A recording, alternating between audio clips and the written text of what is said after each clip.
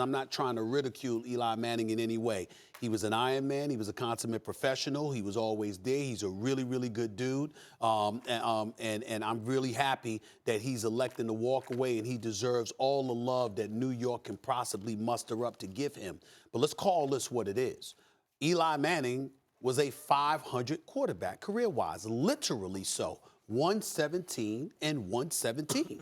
You've seen Big Ben Roethlisberger's record as a quarterback for the Pittsburgh Steelers. You've seen how many years the New York Giants missed the playoffs when the Pittsburgh Steelers were in the mix. You're talking about 6 times in 7 years, 7 times over a 9-year period that the Giants were on the outside looking in to the playoffs. I think when you think about the kind of career that Eli Manning had compared to Ben Roethlisberger, you could sit up there and say they both had as equally as many joyous moments. One could argue. I would say Big Ben had more, but if you're the Super Bowl MVP and you want to count that as a joyous moment, okay, he's got 2, and Ben Roethlisberger has none. Ben Roethlisberger made 3 appearances to the Super Bowl and a number of more appearances in the postseason than Eli Manning. And he has a better record.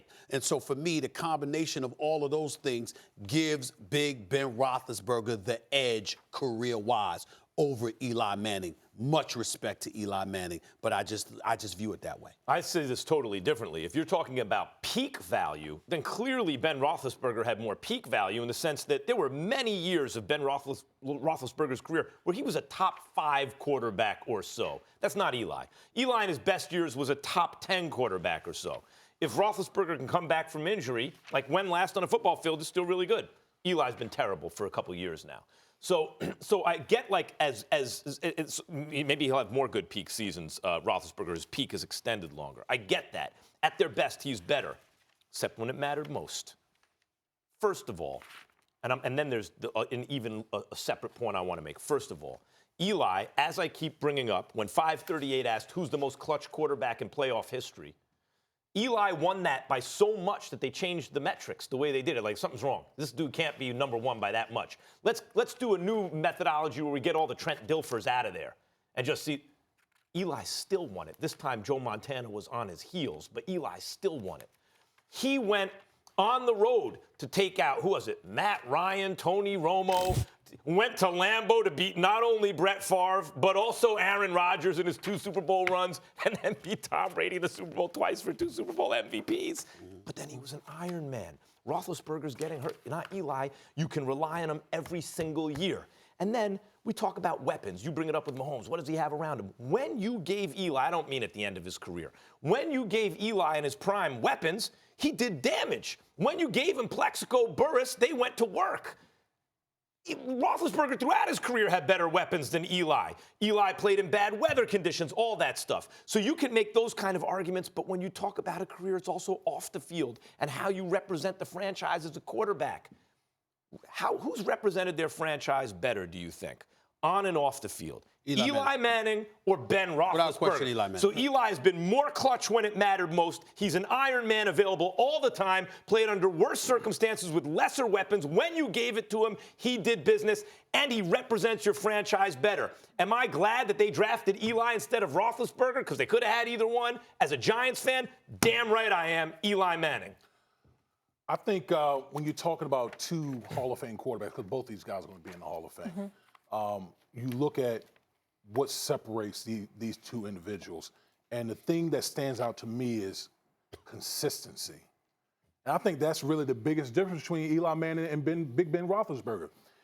Big Ben, over his career, Eli has had some tremendous moments. I think we all can agree on that. You touched upon it, whether you talk about the, winning in Lambeau, the 2 Super Bowls against Tom Brady. Those are moments. But the one knock on Eli is the amount of seasons where he missed the postseason, as opposed to Big Ben Roethlisberger. Now, some people say... But their playoff win percentage is comparable. Actually, Eli's is better. That is true. But I think when Ben went there more. Yeah, but when he got there... He went there more. With a better coach and more weapons. But I will say this. Just from... If we stacking oranges to oranges here and just look at the consistency as far as numbers, and you're talking about Eli Manning, guy who led the league in interception 3 different seasons. So that matters when we're trying to state the case. Who had the better Hall of Fame career? The little things matter, in my opinion. Okay, so for me, Big Ben Roethlisberger over his career has been more consistent as a quarterback than Eli Manning. Eli Manning has had bigger moments than Big Ben Roethlisberger. But if we're talking about just consistent career, Hall of Fame career, Look, if you're saying then you got to go with Big Ben the question Roethlisberger. is who's better. Roethlisberger was better than Eli. But if you said who had the greater career, and you include everything, how you represent your franchise on and off the field. Are you available every week? No. How did you perform in the biggest moments? Did you win Super Bowls? No. Did you win Super Bowl MVPs? No, you can't sit up there and say you can't bring in off the field because we're talking about numbers here, what they produced on the field. Clearly, there's nothing to talk. I mean, it's very few people that have been more impeccable behavior-wise than Eli Manning and Peyton Manning in their careers. There's just no question about it, okay? There's no question about that, all right? And we understand that without denigrating Big Ben Roethlisberger. But the reality is that there's been several times throughout the years where Eli Manning was nowhere to be found. 2011, they win the Super Bowl. They didn't get back to the playoffs until 2016.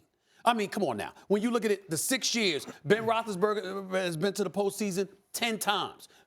Eli Manning, 6 times. Ben Roethlisberger's got just as many Super Bowls as Eli Manning. He's been in the mix significantly more than Eli Manning. Now, I look at it from the perspective that, again, you can talk about big moments and what have you, and we can look at it. And I think the big moments with Eli Manning are debatable. Not the pass to Mario Manningham, not the performance at Lambeau Field. We get all of that. Or in San Francisco against that defense. But you're talking about like the defense in the Super Bowl. But the defense in the Super Bowl. I mean, Eli Manning, listen, Big Ben Roethlisberger didn't throw for 300-plus yards in the Super Bowl either, in the 2 Super Bowl victories. Thanks for watching ESPN on YouTube. For more sports highlights and analysis, be sure to download the ESPN app. And for live streaming sports and premium content, subscribe to ESPN+.